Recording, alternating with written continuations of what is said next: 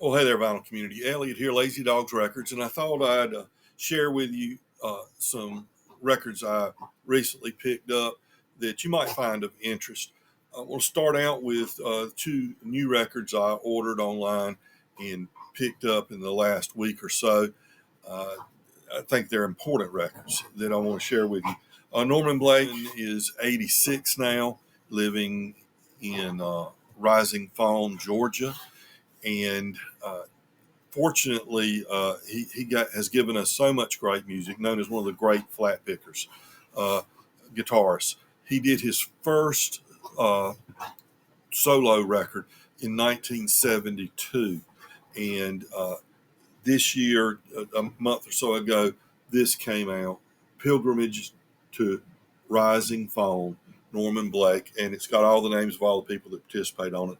Norman and his wife Nancy Blake, mountain cellist, Carlene Carter, uh, Anna Christina Cash, John Carter Cash, who coordinated and put all this together, Joseph Cash, Matt Combs, John Cowan, the bass player from Newgrass Revival, Dennis Crouch, Jerry Douglas, the great dobro or resonator guitar player, Jamie Hartford, son of John Hartford, a musician to himself, Jamie Johnson, a very well regarded uh, country artist, and Bill Miller. And there's Norman. Norman is 86 now, and this was recorded, I think, 2 years ago. A series of recordings at his home, as the title says, and this is an important album. Now, it came out in 2022, but not on vinyl until August. It's probably the last thing we'll get from Norman Blake. He is several years ago stopped touring at his age, as he was getting on in the years, and stopped releasing music. He released music at a very steady basis for the last 50 plus years. Uh, it's I'm a completist with Norman Blake. I think I have all of his albums, uh, but I don't think this is an essential record if you're not a completist. But it might be something you might want to pick up for sentimental reasons, or just as a tribute to him. He's still living. He's still with us. Of course, his chops aren't what they used to be. So this is kind of like like you get those when artists pass away, you get these albums of the artist's music done. Well, they didn't wait till he passed away. Give me my flowers while I'm living. So here's kind of a tribute. He goes in and he plays some, but it's the other people playing for the most part. There are some instances. I mean, he's playing along. His flat picking prowess is not on display uh, a great deal on this record. Related to that, now Jamie Hartford was on that, and I picked this up the other day, the John Hartford Fiddle Tune Project Volume 1. There is the great John Hartford. There he is again on the backside. The huge treasure trove of mostly fiddle tunes that he composed were discovered, or they may have known about them all along, but they were available, within the family. And the project is to take those compositions that had never been recorded before and get top flight musicians uh, to record those tunes. So it's like if he were a classical composer and other people are doing his compositions. They're a volume two. They're taking pre-orders now for volume two. So uh, highly recommend this if you're into old time string band music, things like that. Next, I wanted to share with you. I won some records at auction from Rob Waxed, and I just got those in, and I'll share those with you. One of the things, I hadn't even looked at these. I just opened it and started. I looked at a couple of them. One of the things uh, about buying at auctions like that is oftentimes uh, the people you buy from will throw in a couple of extra records, stuff that maybe uh, condition wasn't perfect, so they didn't want to sell it at an auction or anything like that. But still, very good playable things, or stuff that there wasn't a lot of interest in, but they thought the individual, in this case me, might be interested in. So Rob did that, and I appreciate it, because the first thing I pull up is this. I'd seen him show it before. The Saul's notes. McKinley A. DeShield Jr. plays on the musical saw, sweet and low. Isn't that cool? I mean, I dig that stuff, man. Saw music. Cool. Thank you so much, Rob, for that added bonus you threw in there. And then it's mostly jazz records I got from Rob, uh, Lee Connick and Gary Mulligan.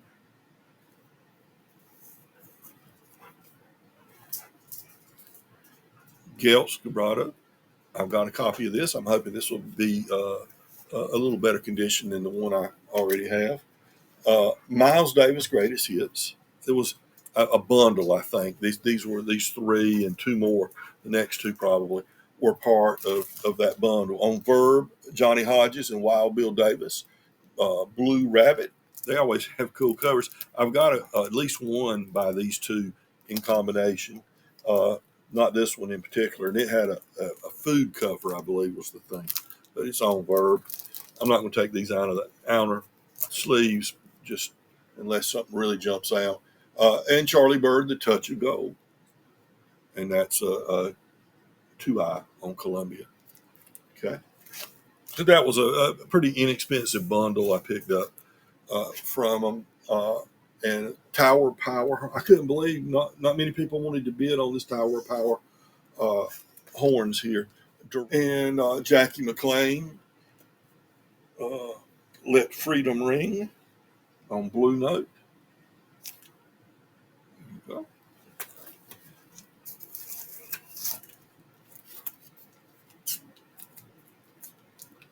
Let's see. Oh, here's Time of the Zombies on Epic. This is 2 LP, a twofer, and it's got the zombies, the big one, Oracle, on one record, and then it's some outtakes and stuff like that on the other, I believe. I couldn't believe I won that one, actually. It's a pretty valuable record, financially valuable. Neil Young self-titled album. There was a 3-pack of Roland Hanna, Peruga. He's a pianist, jazz pianist. Let's see. What is this one? Okay. Roland Hanna, Gershwin, Carmichael Cats. This one's called. And it's on CTI. And Sir Elf. So there was 3. I didn't pay a lot for these at all. This was a real bargain. All these were, you go to an auction online or in person. And if you're not careful, you'll get carried away and you'll end up overpaying sometimes.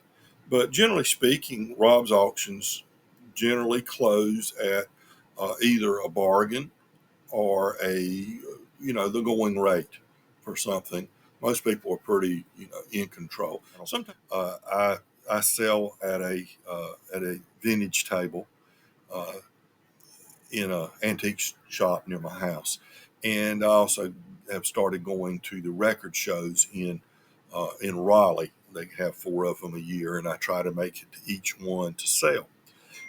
Where I'm selling my more expensive records, because my vintage shop records are either $4 or $8. Everything's one of those two prices. So I sell there as well, and classic rock is what most people that come in the vintage shop want. So I can't put too much inventory in there that is more less in demand, I guess you would say, because it just takes up space and then doesn't move. So at the record show, I'm trying to develop a niche there at the record show, because everybody's got classic rock at the record show for sale. So I'm trying to add in a lot of vintage music, jazz, and old time music and bluegrass and things like that.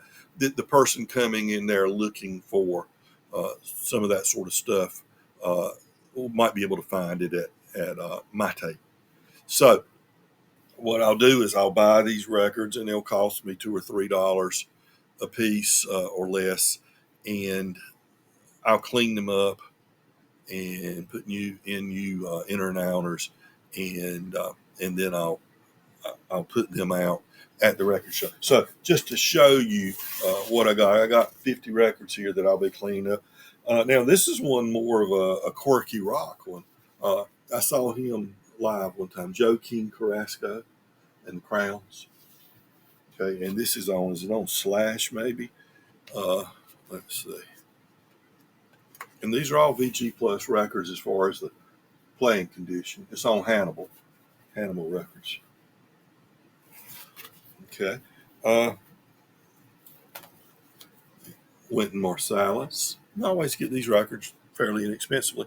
And I'm not going to ask a whole lot. I'll probably ask somewhere between $5 and $8 a record for these. Some more rock. George Thorogood and the Destroyers, Moving On Over. And Better Than the Rest.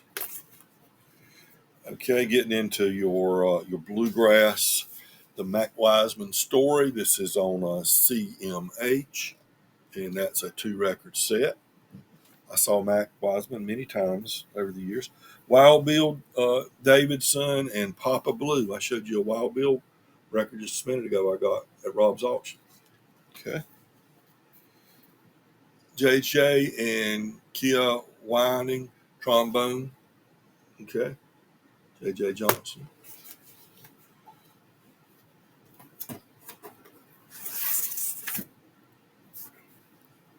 The Dillards.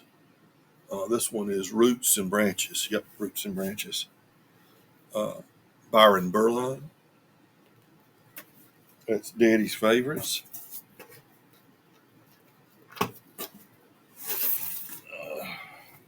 Another Wynton Marsalis. Stefan Grappelli. A tribute to Louis Armstrong.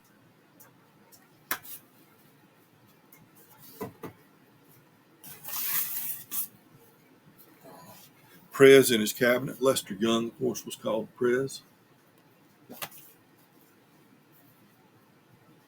Rye Straw, From the Earth to Heaven. That's a old time folk record.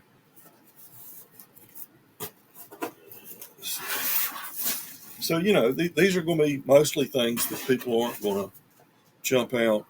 Not going to be forever. Here's a promo of Rodney Crowell's Ain't Living Long Like This. Just about every song on here was covered by somebody for a hit when this came out. Really good album. Okay. Remember, Frank Sinatra started out as the featured vocalist for Tommy Dorsey Orchestra. There's Frank. Ain't Misbehaving. Fats Waller. I love Fats Waller. The Mill Run Dulcimer Band.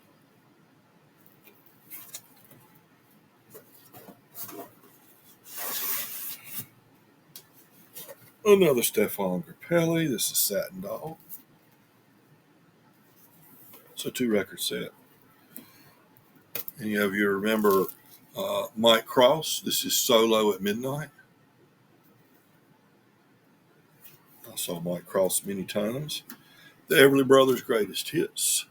See, some of it is rock, but most of it is folk or bluegrass or acoustic or jazz.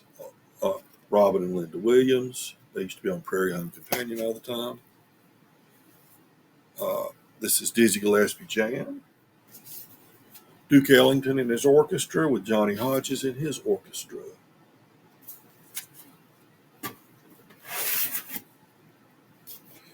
Some blues rock with the Nighthawks.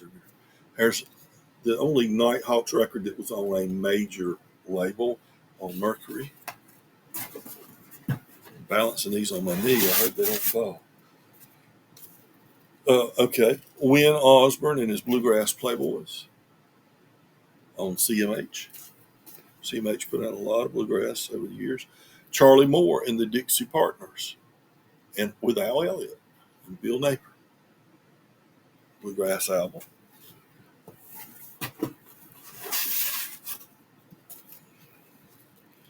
Getting into the folk, Pete Seeger, Songs of the USA, some rock here.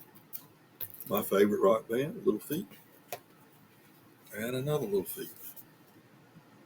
I think this is the most I paid. These two Little Feats are the most I paid in this bunch. $4 each for those. The Bluegrass Cardinals, Home is Where the Heart Is. I've got a copy of this. I like the Bluegrass Cardinals a whole lot. I got a copy of this album autographed by all of them. I didn't get the autographs. When I got it from somebody, it had all the autographs on it. Al Wood, Bluegrass Today, still in the shrink.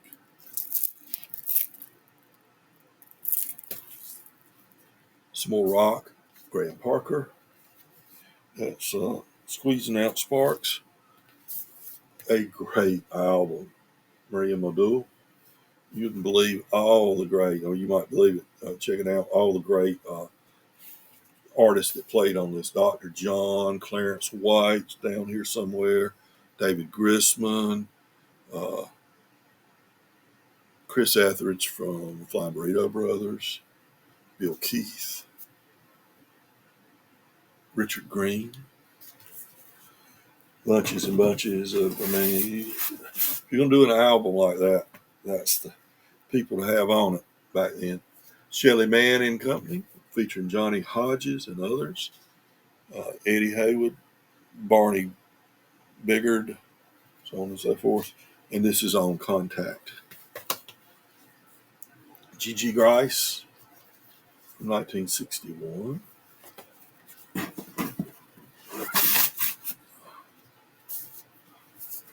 Bluegrass Goes to College, Hilo Brown with the Timberliners. Another Graham Parker and Rumors, Stick to Me.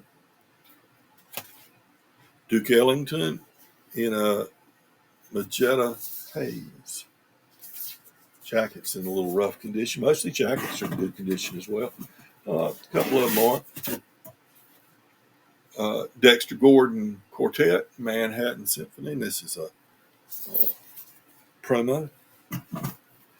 DJ copy. Remember Cowboy from Capricorn Records? And here's one of those Everest records. Charlie Parker, Volume 3. Some more rock. I ordered more rock from them this time than I realized. That's a good Jerry Lee Lewis record. On Mercury, probably. No, Electra. All right, here's one I'm going to keep myself, I think, if I can get it out of the box here. Eubie Blake, Blues and Rags. I might not be able to sell that one. I might have to keep that one for myself. Muggsy Spainer and his Ragtime Band.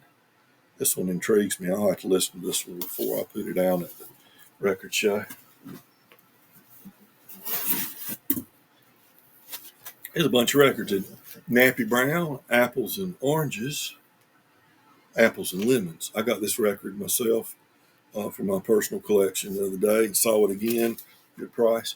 This is one I'll probably keep myself. Paul Beretta of Little Feat, of course.